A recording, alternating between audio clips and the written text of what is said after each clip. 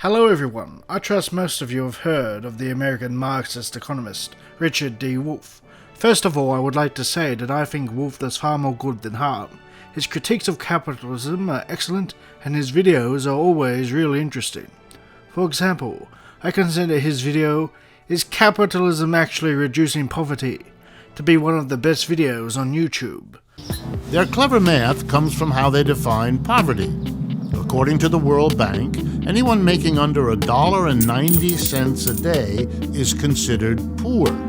Everyone else is okay. But that number isn't actually based on the living costs of any actual person. It's totally arbitrary. Could you live on $1.90 a day? The United Nations doesn't think so. They say everyone would need at least 4 times that, $7.40 a day, to get the absolute minimum for, quote, basic nutrition and normal human life expectancy, end quote. Using this more realistic number, the number of people in poverty has actually increased over the last 4 decades to a whopping 4.2 billion. Poverty has gone up, not down. I also acknowledge that he is a Harvard-trained economist, although you would not think that by how humble and non-pretentious he is. In fact, he appears to be willing to talk to anyone, whether they be big or small. Now, whilst I have massive respect for Dr. Wolff, I do find myself disagreeing with him on quite a few issues. This includes his broad definition of socialism, his characterization of the history of the USSR, and his dismissal of the planning versus markets debate. Let's start with his definition of socialism. In Wolff's book, Understanding Socialism, he writes, "Socialism is a kind of yearning for a better life than what capitalism permits for most people." Now, I already think this definition of socialism is far too broad, since it could be used to describe neo-reactionaries, theocrats and feudalists who believe the old ways offered a better life than the current capitalist system does. Now, I do acknowledge that in the early works, such as in the Principles of Communism and the Communist Manifesto, Marx and Engels wrote about reactionary socialists, those who oppose capitalism and wish for the return of the rule of the aristocracy, the absolute monarchs and the guild masters. However, we have long passed the era where we described every group that opposed capitalism as socialist. Being a socialist requires you to support socialism, having the desire to replace the current capitalist mode of production with the socialist mode of production. So here, I think Wolff's definition of socialism is very inadequate. So the question is, how should we define socialism? Is it possible to define socialism in just a few lines? Now, I think the late British politician Tony Benn gave a really good definition back in the 1980s. It is socialism. It's about trying to construct a society around production for need and not just for profit. Around meeting people's needs. That's what it's about. Production for need rather than for profit. Now, what I like about this definition is that I think it really encompasses all types of socialism, whether it be Owenism, Marxism, anarchism, etc. After all, the right to housing, a job, healthcare can only be guaranteed by an economic needs-based plan as well as collective ownership of the means of production. Markets, on the other hand, have proven to be inadequate dealing with these issues, as shown by the existence of billionaires, whilst millions of people were starving to death, the results of a profit-based economy. Now, some may still find this definition used by Benn a bit vague, but I still think it is far better than the one Wolff used. Now, to be fair to Wolff, I have seen him give far better definitions of socialism elsewhere. However, I still think it is a problem that he decided to define socialism in such broad terms in his book. That is my criticism. Now, I felt that in his debate with that idiot Destiny, Wolff's extremely broad definition of socialism hindered his performance, even though he did very well overall. Can I ask you, There's when you lots say of different socialist, what kinds. do you mean when you say socialist then? I'm trying to understand what this means. Can you give me like a cohesive, coherent? That's good. No, let me answer. There are a variety. I'll give you 3 basic strains right now. They don't exhaust it, but they'll enable us to have a conversation. 1 strain. You leave enterprises in the hands of private capitalists, but you recognize that that capitalist system is so flawed, for example, in terms of inequality, in terms of business cycle instability, that you give a role to the government of massive intervention. Now here Wolff states that one strain of socialism is basically private enterprise capitalism with government regulations. Now that basically describes every single capitalist state that has ever existed. Indeed, I argue that capitalism requires a strong state, not just to protect private property, but to regulate relations between capitalists, enforcing contracts, preventing fraud, preventing insider trading, etc. Now to me, it seems that Wolff is trying to defend social democratic parties that abandoned socialism decades ago. Parties like the British Labour Party under Blair, the French Socialist Party, and the German Social Democratic Party. Now I think this is a mistake, since most of these parties have now surrendered to neoliberalism and do not deserve to be called socialist. I would argue that most of these parties started off with great socialist goals and aims, but are now dominated by middle-class liberals who have no interest in changing society for the better. To give you an example, the founder of the British Labour Party, Keir Hardie, wrote, "Socialism will abolish the landlord class, the capitalist class, and the working class. That is, revolution, that the working class by its actions will one day abolish class distinctions." Such words would get him expelled from Keir Starmer's Labour Party today. Now I honestly think that so-called leaders like Tony Blair and Sir Keir Starmer should have drummed into them that they betrayed the party's founding principles, and their presence in the party would be an affront to those who founded it.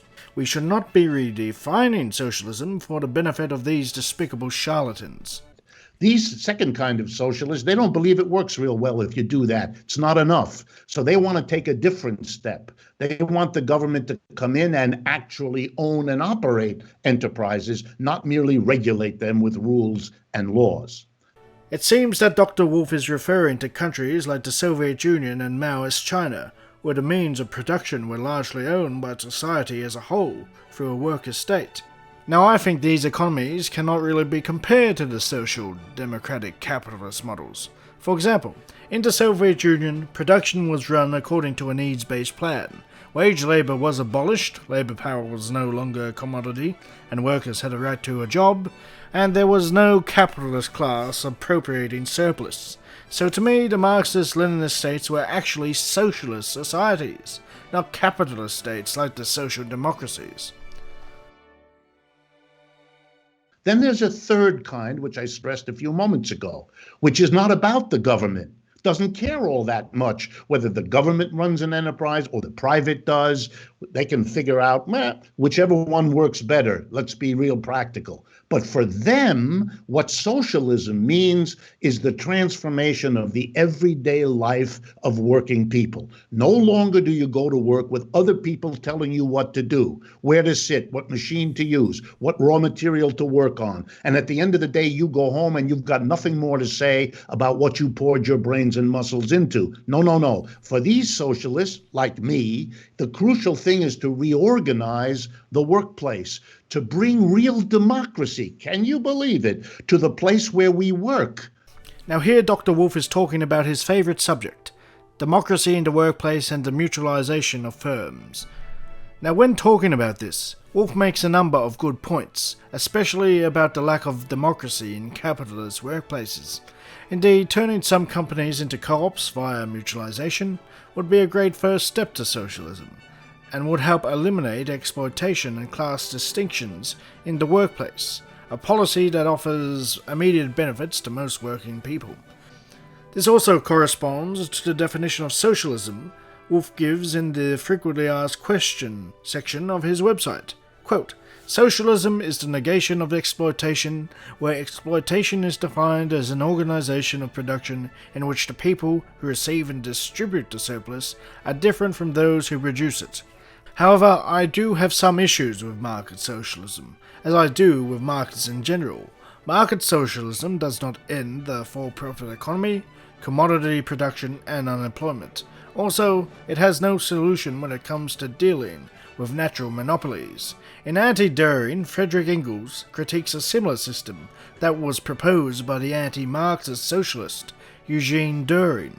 There will therefore be rich and poor economic communes, and the levelling out takes place through the population crowding into the rich communes and levelling the poor ones. So that although Herr Düring wants to eliminate competition in products between the individual communes by means of national organization of trade, he calmly allows competition among the producers to continue.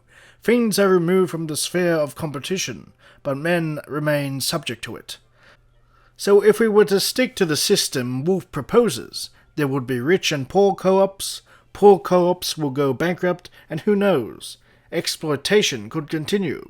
In Reform and Revolution, Rosa Luxemburg gives a devastating critique of market socialism.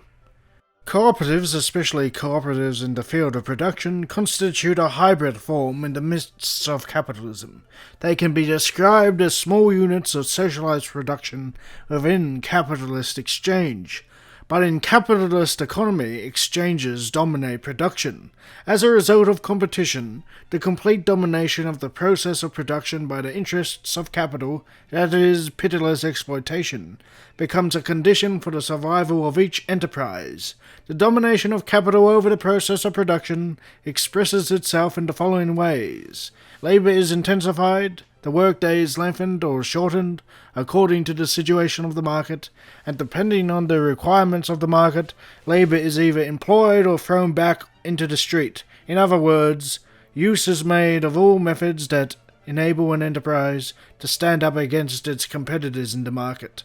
The workers forming a cooperative in the field of production are thus faced with the contradictory necessity of governing themselves with the utmost absolutism. They are obliged to take towards themselves the role of capitalist entrepreneur, a contradiction that accounts for the usual failure of production.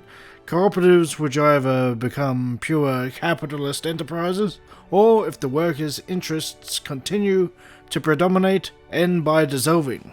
So whilst Wolff's proposals of workplace democracy are good, it would all be for nothing if there's no change in the overall structure of the economy.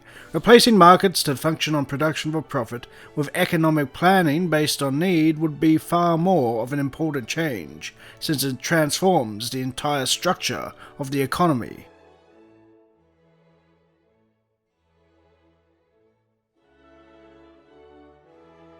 Now we come to Wolff's view on the Soviet Union. In his discussion with the YouTuber Hakim, he states, I would also comment that there's a very famous speech Lenin gave either in 1921 or 22 before he got sick, in which he says explicitly that the Soviet Union is not yet a socialist society.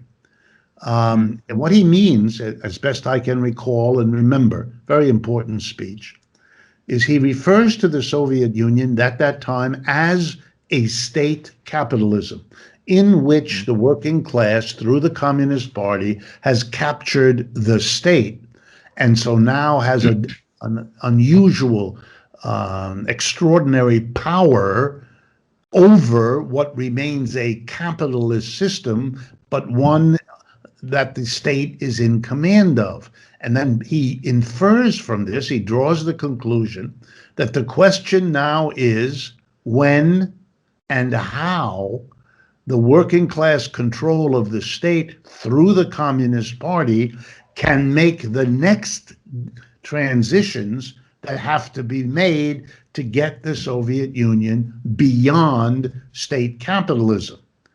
8 or 9 years later, after Lenin has died, and after the struggle between Stalin and Trotsky has been resolved for Stalin, Stalin makes the extraordinary statement that we have achieved socialism, albeit in only one country. He therefore, by a stroke, declares that he's basically changing the definition from what it had been in Lenin's mind, which said that Soviet state capitalism was just that, a state capitalism, to now declaring that the power of the Communist Party being what it is, even if they have employer-employee relationships in production, it is socialism because of the power of the state. In a way, Stalin therefore moves away from Lenin's greater focus on the organization of production to a more Scandinavian social democratic notion of the power, the regulatory power of the state. And it leads to this notion that socialism has been achieved in the Soviet Union, and that has been the basis for both subsequent Soviet and much of the history of the People's Republic of China, referring to their society as socialist. Now, I fundamentally disagree with this. Wolff forgets that there was a drastic policy change in the USSR in 1928 with the introduction of the first 5-year plan and the end of the NEP, the New Economic Policy. The result of this policy change was drastic. In 1924, the year Lenin died, the private sector accounted for more than 65% of the economy. The socialized sector was a mere 35%. However, by 1937, the socialized sector made up around 99% of the economy, which is around the time the Soviet leadership under Stalin started describing the USSR as socialist. See Stalin's famous work, Dialectical and Historical Materialism, and his other writings in that period. So the Soviet economy transformed from a state capitalist mixed market economy in 1924, the year of Lenin's death, to a socialist planned economy by 1937, the end of the second 5-year plan. So I think it would be incorrect to say that Stalin was contradicting Lenin. Now we come to the end of the video. As I said in the beginning, I think Wolff does far more good than harm, and is a positive force in the world. He is an excellent critic of capitalism and a great socialist theorist, whose proposals for workplace democracy are worth looking at. However, I would like to see him use a better definition of socialism, and focus more on the structure of the economy as a whole, rather than just the workplace.